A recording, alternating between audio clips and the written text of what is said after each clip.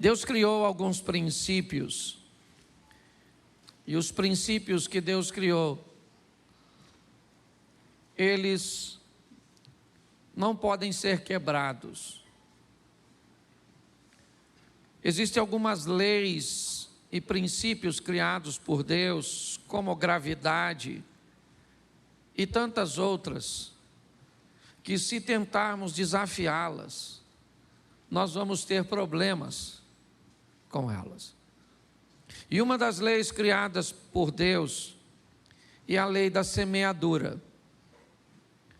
Deus estabeleceu que ações se tornariam sementes. E Deus estabeleceu que a colheita deveria ser, ou teria que ser, das sementes cujas quais nós plantamos. Quando eu era garoto, eu ouvia alguns jargões, e dentre eles era que quem semeasse vento colheria tempestade. Todas as vezes que nos posicionamos de uma forma equivocada, errônea, nociva, tóxica, eu não sei como você vai chamar, inevitavelmente, o tempo, ele vai te devolver o reflexo da semente que você plantou. Quando algumas pessoas vêm me pedir conselhos, eu digo para elas dizem: pastor, o senhor acha que eu estou certa ou eu estou errado? Muitas vezes eu digo: olha, infelizmente eu não tenho essa resposta tão precisa quanto você gostaria, mas eu posso te garantir que o tempo vai tirar sua dúvida. O tempo vai dizer se você tomou a decisão certa ou a decisão errada, porque ele vai te trazer de volta o reflexo ou a reação da semente que você estabeleceu. Eu tenho falado muito disso aqui no Projeto Recomeçar, uma igreja cuja qual nós temos um senso de responsabilidade da nossa vida muito grande, onde nós aqui entendemos que Deus, o Todo-Poderoso, Ele não vai nos abençoar, Ele já nos abençoou. Nós já somos abençoados. O grande problema é que Ele nos deu uma liberdade cuja qual nós temos muita dificuldade para gerenciar. Eu aprendi que todas as pessoas que tomam decisões assertivas, positivas e que têm resultados favoráveis e agradáveis, eles são admiradores profundos do livre-arbítrio. Ele acha que uma das coisas melhores que Deus fez no mundo foi dar a seus filhos o direito de escolha, porque o resultado dessas pessoas são positivos. Mas todas as vezes que alguém acaba tomando caminhos errados e sofrendo com os resultados de suas sementes, essas pessoas começam a julgar a Deus. Onde o Senhor estava? Onde eu sempre estive, no controle de todas as coisas, instruindo o povo como ele deveria agir. Ou seja, se os resultados são bons, glória a Deus. Se os resultados são ruins, o problema é dele. Eu quero mostrar para vocês hoje rapidamente 2 textos de pai e filhos. Nós falamos isso no nosso trabalho e nosso evento de homens, ontem e hoje. E eu quero te mostrar como as coisas funcionaram nesse ambiente bíblico e tirar dele algumas lições para a minha e para a sua vida. 2 Crônicas, capítulo 28. É a continuidade, da temática dos reis ou da monarquia de Israel. São os cronistas narrando, ou repetindo algumas histórias um pouco mais detalhadas. E aqui a história de Acais. Acais tinha 20 anos de idade quando começou a reinar, e reinou 17 anos em Jerusalém. Ao contrário de Davi, seu predecessor, não fez o que o Senhor aprova. Ele andou nos caminhos dos reis de Israel e fez ídolos de metal a fim de adorar os Baalins. Queimou sacrifícios no vale de Ben-Rimom e chegou até a queimar seus filhos em sacrifício, imitando costumes detestáveis das nações que o Senhor havia expulsado de diante dos israelitas. Também ofereceu sacrifícios e queimou incenso nos altares idólatras, nos altos das colinas e debaixo de toda a árvore frondosa. Por isso, o Senhor, o seu Deus, entregou-o nas mãos do rei da Síria. Os arameus o derrotaram, fizeram muitos prisioneiros no meio do seu povo e os levaram para Damasco. Israel também lhe infligiu grande derrota. Olhe para mim aqui, porque eu quero conversar com vocês. Nós estamos olhando a decisão de um grupo bem pequeno, e aqui particularmente de um rei. Um rei que toma uma decisão, mas uma nação que vai colher o resultado da decisão que o rei tomou. O que me indica que nós precisamos melhorar a qualidade das pessoas que colocamos no poder e que deixamos responsáveis por tomar decisões sérias sobre a nossa vida. Isso vale desde um chefe de família, que ao se tornar um líder que toma decisões que podem fazer com que sua casa, sua família, seus filhos, seu casamento cresça, como fazer com que a derrota se estabeleça e se instaure no ambiente familiar. Isso pode ser usado e ser visto como um pastor que gerencia uma comunidade de fé, como um empresário que gerencia e administra um pequeno empreendimento ou grande, ou por que não dizer um ambiente político cujo qual se estabelece uma liderança sobre município, estado, certo? Sobre o país. O que nós estamos vendo é que Acaz tinha 20 anos de idade quando ele começa a reinar em Jerusalém. E ele opta por fazer coisas ruins. E o texto diz que o resultado das decisões de Acabe sobrevém sobre o povo. A Síria vem com o seu poder forte, porque o rei, ao invés de adorar o Senhor, seu Deus, pois a Bíblia diz ali, ele faz uma aliança com Ben-Rimom. Sabe, aquele mesmo Deus que o ex-leproso Naamã diz que nunca mais ia adorar, depois de ter conhecido Deus em Israel através de Eliseu, o rei de Israel olha e diz: já que eles estão ganhando, a Síria está ganhando, então eu vou trazer para cá e vou introduzir na minha vida a adoração a esse Deus. E isso traz um caos. Isso traz derrota, humilhação, escassez, tudo para o povo. Jerusalém está vivendo isso. E é debaixo disso que as coisas vão transicionar. Acaz morre e seu filho Ezequias assume o governo. E agora o que Acaz deixou de herança para Ezequias foi humilhação. Coloca para mim o primeiro versículo do capítulo 29, pois é lá que eu quero falar, mas eu precisava mostrar o pano de fundo. Esse rapaz chamado Ezequias, ele cresceu num ambiente de derrota. Ele cresceu num lar de humilhação. O ambiente que treina Ezequias não é um ambiente próspero, não é um ambiente de fé, não. Ezequias é alguém que tem todas as desculpas do mundo, talvez como você e eu, para justificar o nosso fracasso mediante o que nós vivemos. Eu não sou um bom pai porque não tive um bom pai. Eu não sou um bom gestor porque não aprendi a ter uma boa gestão. Eu não consigo me relacionar com Deus porque a minha família não tem uma história de fé. Eu não consigo me manter casado, eu não consigo ser fiel porque na minha casa, de onde eu vim, eu cresci no meio da infidelidade.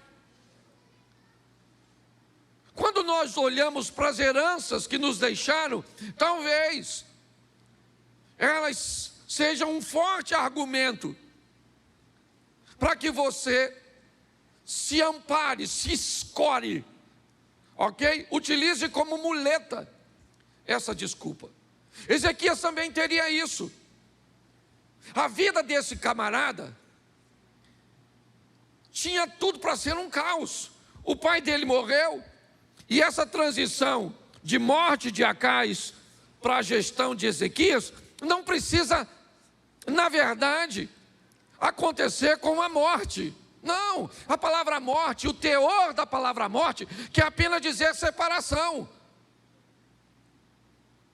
Nós podemos aplicar isso aqui de uma forma muito clara. Quando eu tenho condições o suficiente para me separar de meu pai, economicamente, me separar de meu pai, né, emocionalmente, quando eu tenho condições de viver a minha própria vida, quando esse cordão umbilical vai ser cortado, como é que eu vou me comportar agora, fora desse ambiente? Me parece que é apenas isso. Aqui Acais morreu, de verdade. Ezequias assume o governo, e um governo da sua própria vida, porque seu pai não está lá mais para ver.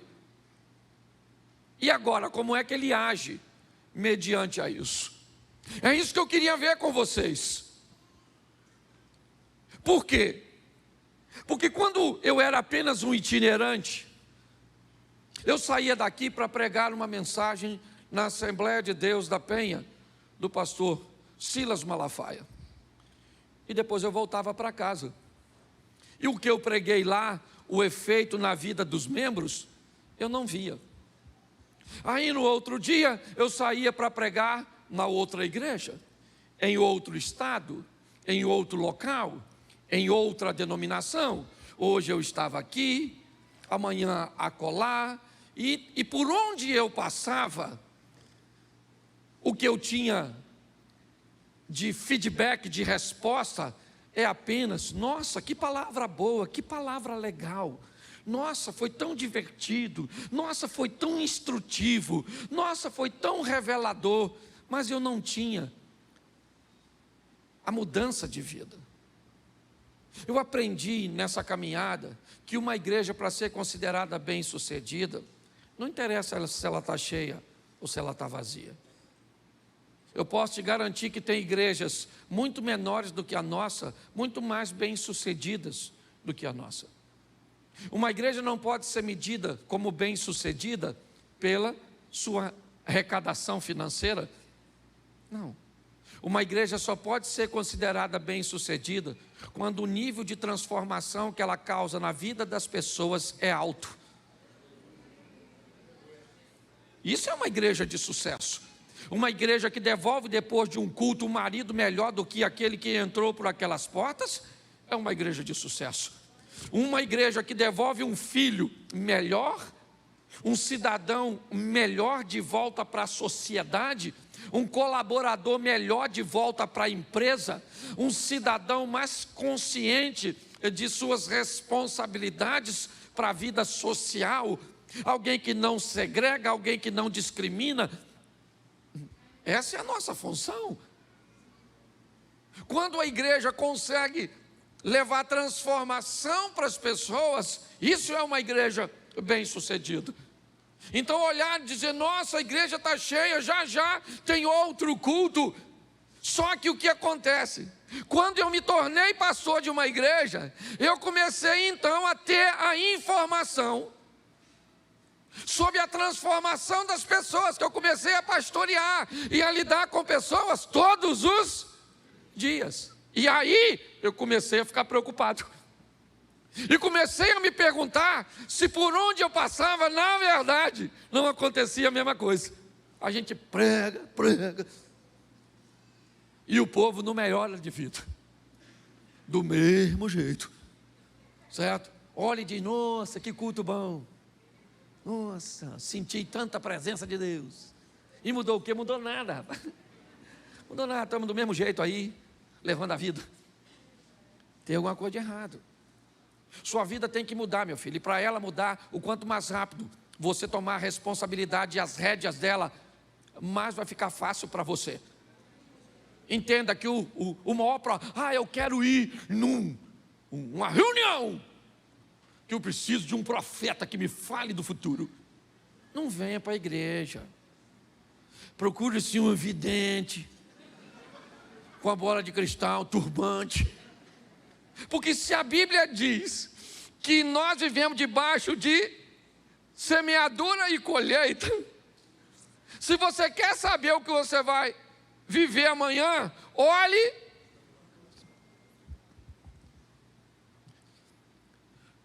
Você come muito hoje, emagrece ou engorda amanhã? Nossa, que revelação, agora eu virei profeta.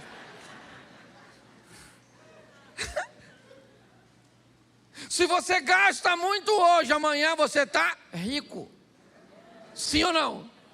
Você está endividado. Não, agora eu gostei dessas profecias, porque ficou fantástico. Porque tem gente cavando sua própria e botando a culpa no pobre, coitado do Satanás. Eu conheço gente que administra tão mal sua vida que o diabo não ousaria se aproximar de você. Eu disse, não, lá não, cara, o negócio já está ruim aqui. Eu ainda vou fazer uma visita a esse miserável, vai me pedir dinheiro emprestado. O devorador é ele, não sou eu. Você consegue entender? Está assim de gente, eu tenho falado isso direto, que entra no meu gabinete pastoral como vítima e sai como vilão. Vilão do casamento, vilão das finanças. E eu fico tentando achar onde o Satanás está aí. Não vejo. A pessoa está purinha, sozinha. Porque eu já falei isso aqui. Se tiver demônio, gente, é moleza. A gente chama os pastores, bota no meio, bota a mão na cabeça, faz o exorcismo. Sai, Satanás. A pessoa fica libertinha. Agora, se não tem o diabo, nós expulsa aqui. Sai de você, você mesmo, infeliz, sai daí, deixa esse corpo. Não tem como, você está rindo, mas o assunto é muito sério. Então o que eu quero te mostrar rapidamente é que esse rapaz, ele tem 25 anos de idade. 25 anos de idade. E ele chega num ambiente muito ruim, cercado por inimigos poderosíssimos, líder de um povo sem autoestima, sem autoimagem, sem poder de reação, e grande parte deles idólatras.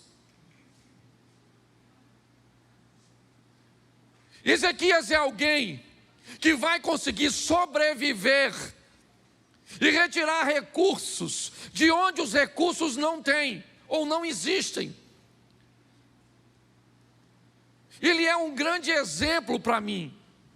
Por quê? Porque ele cresceu vendo uma coisa que ele não quer para a vida dele. E agora? Agora chegou a vez dele subir no palco da vida e protagonizar a sua própria história. Foi assim com você, foi assim comigo. Chega um momento que a vida pega você e diz assim, ó, vai embora.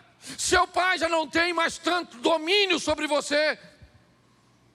Outras pessoas, a não ser que você deixe. Algumas pessoas são tão subjugadas em seus lares de formação, que quando chega a hora delas tomarem decisões, elas não conseguem. Ficam retraídas, preocupadas em tomar decisões e enfrentar críticas. Vamos onde? Eu não escolho o local onde vamos, porque vai que quando eu chego lá, o lugar está ruim. E aí você vai dizer, por que você me trouxe? Eu não escolho de que jeito fica, por quê? Porque se alguém chegar depois e disser que esse contrabaixo não ficou bom aqui, ele é feio, todo mundo vai descobrir que ele só está ali porque eu decidi que ele estaria. Quando pessoas recebem uma formação desse tipo, elas chegam deformadas para decidirem, para subir no palco. Pessoas indecisas, preocupadas com o que os outros vão pensar, o que os outros vão falar, nunca escolhe nada, não tem poder de reação, são pessoas apáticas. E pior, quando algo é bem feito, essas pessoas se tornam sabotadoras, críticas de coisas que são excelentes. Mas como não foi ela que resolveu e que fez, ficou feio. É assim que funciona. Famílias e pessoas estão sendo preparadas para viver. Esse camarada está aí, 25 anos de idade. Começou a reinar e 29 anos reinou em Jerusalém. O nome de sua mãe era Abia, filha de verso 2. E ele fez o que o Senhor, tal como tinha feito. Quem era o pai dele? Mexa na memória aí, rapidinho. Quem era o pai dele? E a Bíblia está dizendo que ele fez o que? Davi. O pai dele era ruim, sim ou não? Sim ou não? E Davi era bom? Ele pegou o exemplo de quem? Porque Davi era? Porque quem escolhe a herança é quem toma posse dela. É você que escolhe. Uma herança só se torna, não interessa quem deixou. O que foi que sua mãe deixou de herança por ser um câncer que já matou a família dela toda? O que foi? Uma diabetes. Nossa, pastor. Tinha um tio que perdeu o pé, o outro perdeu a perna, o outro perdeu as duas. Que desgraça é essa? Pare e pense. Chegou a sua hora de viver a sua vida. A decisão é sua. O que o pai dele deixou de herança para ele é ruim. E ele disse, isso não é para mim, eu quero outra coisa. Esse cara vai mudar a vida dele, muito mais do que a vida dele. Ele vai mudar a vida da sua família, ele vai mudar a vida da sua nação.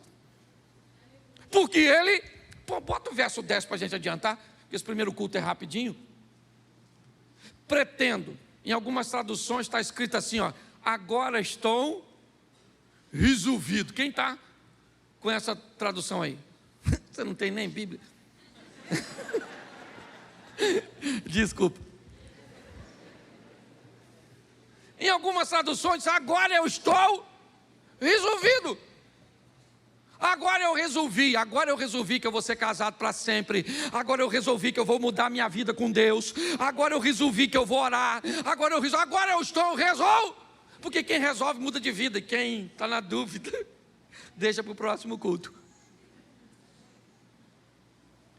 A vida desse camarada vai mudar, né?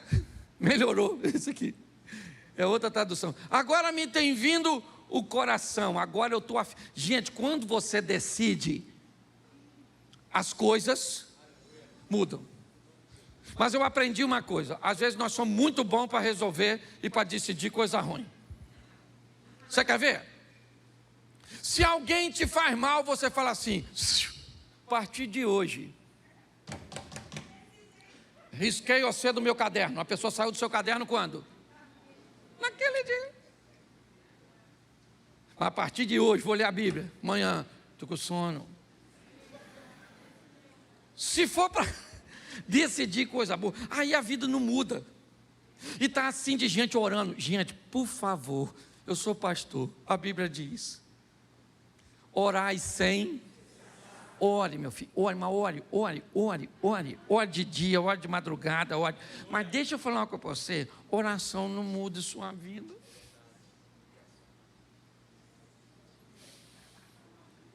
E sabe o que é pior quando você ora muito e vê o outro se dando bem, orando menos que tu?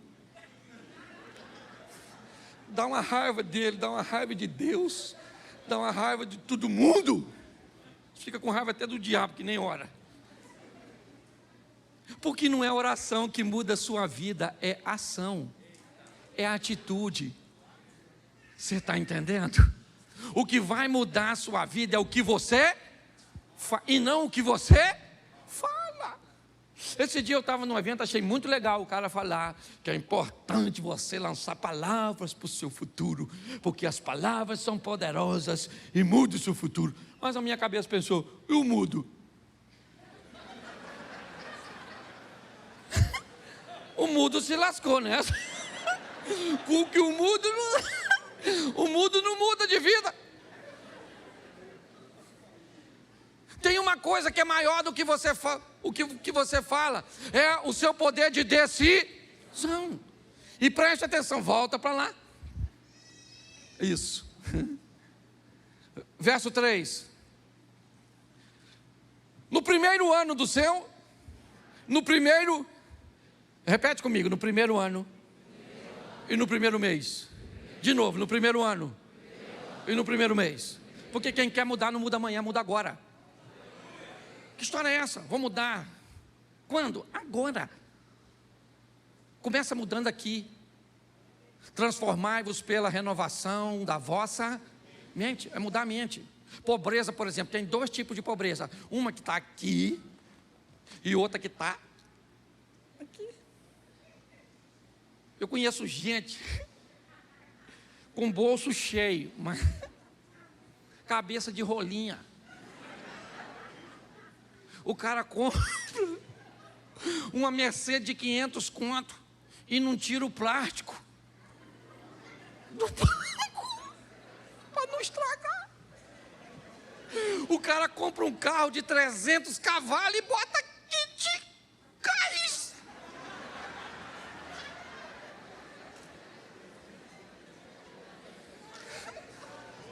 Você perdeu o ânimo de pregar? O bolso dele está cheio, sim ou não? Mas a cabeça é pobre. Já tem gente que não tem nada mas a pessoa é riquíssima de mente. Eu sei que aqui tem gente muito mais assim, e um deles é aquele que vos fala.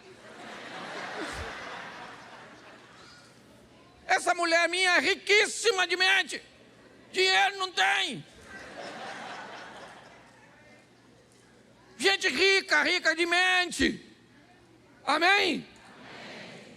Quando eu olho para esse camarada, eu vejo que ele muda. Quando? Na hora. Sua vida está ruim, quando você tem que mudar? Agora. Qual é o dia mais importante da sua vida? Qual é o momento mais importante? Então, querido, seu casamento muda hoje, muda aqui, muda agora. Sua saúde muda hoje, muda aqui, muda agora. O Brasil muda hoje, muda aqui, muda agora, porque nós lançamos palavra profética sobre ele. Quando nós olhamos para isso, o que ele fez com as portas da casa do Senhor? Ele fez o quê? Ele abriu e... Porque o pai dele quebrou e fechou. Verso seguinte. Trouxe os sacerdotes e os levitas e os ajuntou na praça. Sacerdotes que o pai dele tinha desempregado e ele empregou. O pai do Ezequias apagou uma lâmpada aqui, Ezequias. O pai de Ezequias fechou uma porta aqui, Ezequias. O pai de Ezequias despediu os sacerdotes que Ezequias contratou. Quando? No primeiro ano, no primeiro... Então, uma coisa muito importante é você olhar para a sua vida hoje, seja qual for, emocional, material ou espiritual, e descobrir se ela está no nível que você deseja, ou se o que você tem hoje é uma realidade, mas que ainda não é seu ideal. Pois é você que decide. Se você quer empoderar o diabo, você tem todo o direito. Você tem todo o direito. Você diz o poder que Ele tem sobre a sua vida. Pastor, mas isso é possível? A Bíblia diz que era possível fazer isso com Jesus. A Bíblia diz que quando Jesus entrava na cidade de Nazaré, Ele não podia fazer muitos milagres lá. Por que é que Jesus não podia fazer muitos milagres em Nazaré? Porque Nazaré inibia o poder de Jesus? É lógico que não. É porque como Jesus cresceu em Nazaré, para Nazaré muitas pessoas viam Jesus como uma pessoa comum. Jesus era poderoso em qualquer lugar, mas quando Ele estava perto de pessoas que achavam que Ele não tinha poder porque se tornava comum, inevitavelmente ali não podia acontecer muita coisa. É você que determina que poder o Senhor tem na sua vida, na sua casa, nos seus negócios. É você, é um nível de intimidade que você deseja estabelecer com Ele. Ezequias é alguém que o que ele está fazendo é o seguinte: ele olhou para a vida dele e disse: eu não quero isso para mim, e eu não quero isso para o meu povo, para o povo que agora eu me tornei rei. Meu pai morreu. Meu pai hoje vive noutra casa, noutra vida, está separado de mim. Sabe? Hoje eu peguei agora e estou vivendo a minha vida, mesmo que eu more ainda embaixo do mesmo teto, mas chegou a hora de eu assumir a minha responsabilidade. E é isso que ele está fazendo. Ele está fazendo o oposto. Coloca aí, depois você lê em casa, não dá para ler tudo, verso 5. Olha o que ele está dizendo, levitas, ouve levitas. Ó levitas, santificai-vos agora, santificai a casa do Senhor, Deus de vossos, e tirai do santuário, isso, quem levou para o santuário a imundícia? Os pais.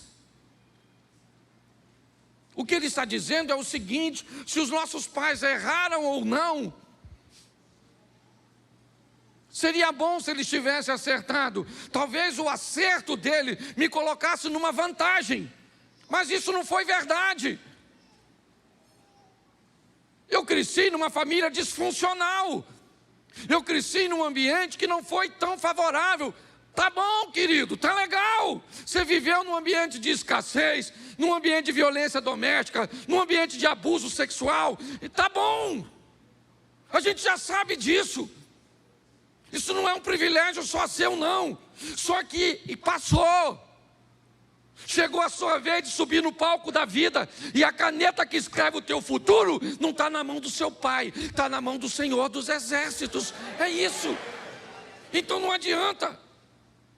Ezequias olha para isso e ele está dizendo: vamos tirar do santuário. Vamos para o Novo Testamento para ficar fácil de colocar isso. Deus não habita em templo feito por mãos de... Se aqui o santuário que tem imundícia era o templo, hoje o santuário que tem imundícia é a nossa mente. Remova a imundícia. Por quê? Verso 6. Agora ele começa a dizer o motivo. Porque os nossos pais, eles transgrediram. Eles fizeram o que era mal aos olhos do Senhor, nosso Deus, e o deixaram. Desviaram o rosto do tabernáculo do Senhor e lhe viraram as costas. Verso 7.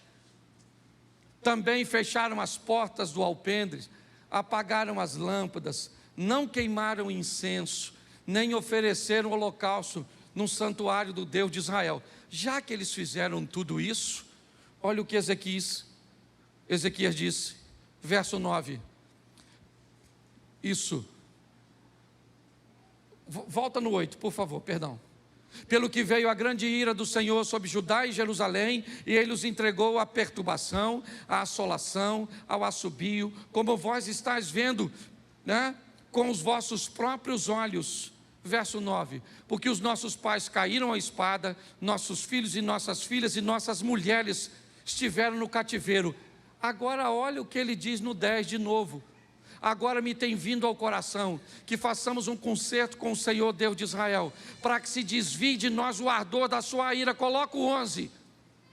Agora, filhos meus, não sejais negligentes, pois o Senhor vos tem escolhido para estar diante dele, para o servirdes, e para queimar, e para ser de seus ministros, e para queimar de incenso. Presta atenção. O povo estava tão envolvido no caos, que o caos fazia parte deles. Ezequias está dizendo: gente, acorda, gente, não sejam negligentes, vamos viver com Deus tudo que Deus tem para nós. Tudo que Deus tem para nós.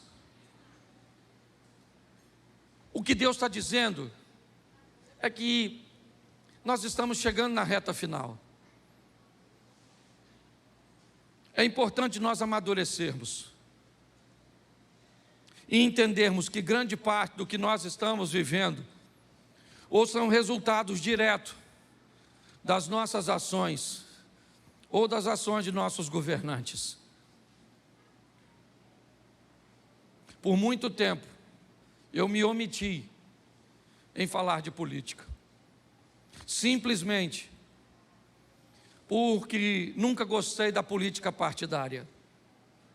Como sacerdote, eu nunca apreciei muito isso, porque todas as vezes que eu defendo um lado, inevitavelmente eu pareço estar do outro. Mas preste atenção no que eu vou dizer a vocês agora. O que nós vivemos hoje na nossa nação é mais ou menos uma briga de casal. Quando você vai ajudar um casal, você tem que ouvir ambas as partes, focar apenas o defeito de seu cônjuge. Nós não somos tolos. E tem uma coisa que eu luto, é para que não sejamos manipulados. Então escute o que eu vou dizer para vocês agora. É tolo quem diz que a esquerda nunca fez nada de bom. É tolo quem diz que a esquerda é ruim na totalidade. É lógico que não. Sabe quem diz isso? A direita. É como um marido falando mal da mulher. Mas é tolo quem diz que a direita não faz nada de bom. É tolo quem diz que a direita não presta. E sabe quem fala isso? A esposa, a esquerda. Quando nós olhamos para um ambiente, eu queria lembrar você, eu cansei de ouvir ao longo da minha caminhada, de que um cristão não devia falar de política. Ou seja, para eu falar de política, eu tenho que me desviar do evangelho. Que ignorância é essa? Como é que eu não posso falar de algo que eu sou um cidadão? E uma das formas de exercer cidadania é voto, é entendimento, é esclarecimento. Eu cansei de ouvir pessoas dizerem que eu não devo falar de política. É verdade, mas eu nunca vi ninguém dizer para um político que ele não deve se meter nas coisas que acontecem na igreja. Nós estamos vivendo num ambiente de manipulação de mente. E aqui eu não estou defendendo quem está fazendo para lá nem para cá, porque todas as informações que chegam até mim hoje, aliás, eu desafio você que está aí, qualquer um da igreja, reúne 5 coisas que falam de negativas da direita e da esquerda e me entrega, me dá uma semana para eu pesquisar, e eu garanto para você que mais da metade, tanto da acusação que estão fazendo para a esquerda ou para a direita, são mentirosas. Porque a sociedade hoje está pautada no interesse que não tem nada a ver com família, tem a ver com grana. Nós estamos mais ou menos no que vimos aqui nesse texto. Alguém que resolve decidir e dizer: eu quero Deus de volta para a minha nação. E Ezequias vai viver o extraordinário, mesmo recebendo um reino falido. Não dá mais para ficar em cima do muro. Nós precisamos entender, e vou explicar a você para onde vai, e termino aqui que eu tenho 1 minuto só, e nós estamos terminando um pouco mais cedo.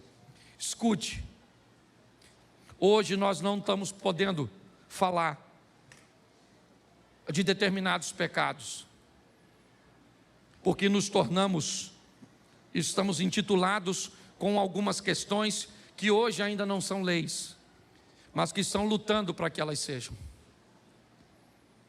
Coisas do tipo homossexualidade, coisas do tipo divórcio, coisas do tipo corrupção e abuso de poder. Eu pergunto a você, para que serve uma igreja que não pode falar contra aquilo que a Bíblia condena como pecado?